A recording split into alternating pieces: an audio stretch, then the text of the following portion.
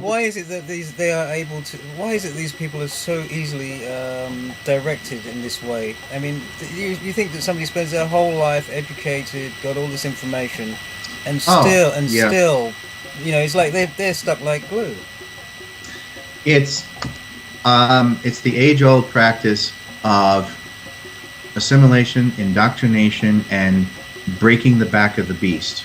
Okay, and this is passed down in a very sick and twisted way through the mother, generation after generation. Right. Without the mother realizing she's doing it. Right. This is how demented and volatile this is, because the Greys hate women. Flat out, if there's something they hate worse than people of color hue, it's the female. And what's the reason? What's the reason for that? Because the female represents the vril power. And the vril power is something they've never been able to control. It's the female counterpart to the Christ energy of the male. Because she's the true master mason, isn't she? She's the true master, because remember, in a well-balanced society, just like with the Native American female matriarchs, it's the woman that creates law. She is the lawgiver. Right. It is the man who enforces that law, not the other way around. Right. Now, we have a demented society where women are subjugated and men are making laws, and then we wonder why our society is so fucked up. Okay? All right? All right? Because men have been making laws for the sole purpose of annihilating other cultures, and women would never do that. Well, they think too much with their ding-a-ling and not with their... Yes, exactly. And that's why missiles are shaped the way they are. Exactly. Right. I'm gonna, it's a whole dick slapping contest. So, yeah. George Carlin pointed that out once too. Yes. Yes. Exactly. But that's how, and you can trace it back to several points in history. You can trace it back to the creation of the Adapa, the primate slave, but you can also bring it up a little further too. Something that took that creation of the Adapa and exacerbated it even further was the Willie Lynch denationalization plan. Right.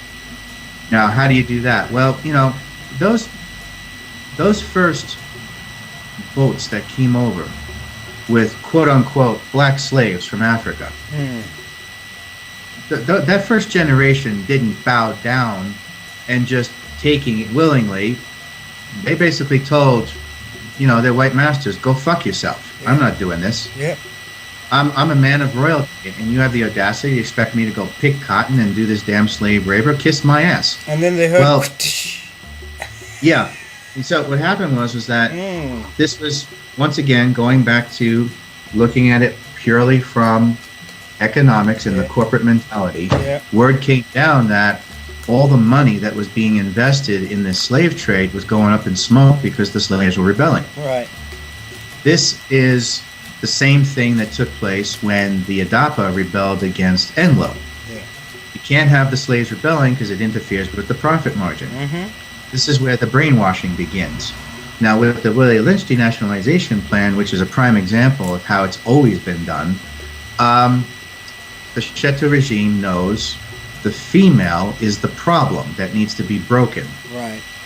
Not the male. No. And as long as the female is strident enough to believe in her husband or her father, then that husband or father or son is going to be strong enough to rebel because he's got the backing of the woman. Right. Okay? Right. All right. Now, you've got to break that strength. Well, how do you do that? Well, it's a mix of both physical and psychological warfare, physical torture and psychological warfare. Right. The best way to break the female is to force her to sit there with her children take her husband, tie his arms and legs to 4 different horses, and tear him limb from limb right in front of her. Yep. And have his body parts and entrails spread all over the place right in front of her. That will psychologically destroy any woman. Oh, yeah. Yeah. Okay? Yeah. Because now the strength that she relied on and the power that she was giving her strength to is now gone. Yeah. And she's now looking at the man she believed in torn limb from limb by a higher power, a stronger force. And and also there's the point is that man looks like the children that she's holding. One of the sons, exactly. You know, that line is woo. Right. So what happens is now she's looking at her children for sheer terror and fright for her children. And what does she do? Psychologically, she's naturally going to be forced to reach out to the only other powerful male figure standing there, which is the one that just ripped her husband apart. An alien. And that is, yes, the alien or the white slave master, well, yes. Yeah, which is, they're connected, aren't they? Yes, exactly. Right. So she reaches out to him. She becomes sort of like the surrogate wife. The white slave master becomes her surrogate husband. At that point, she brainwashes her children into believing the white slave master is their father. Yeah. And they must listen to him because he is the protector that will keep them alive and not do what they just did to their father, who is now shown to be weak because he couldn't stand up to 4 horses tearing them apart. Yeah. Okay?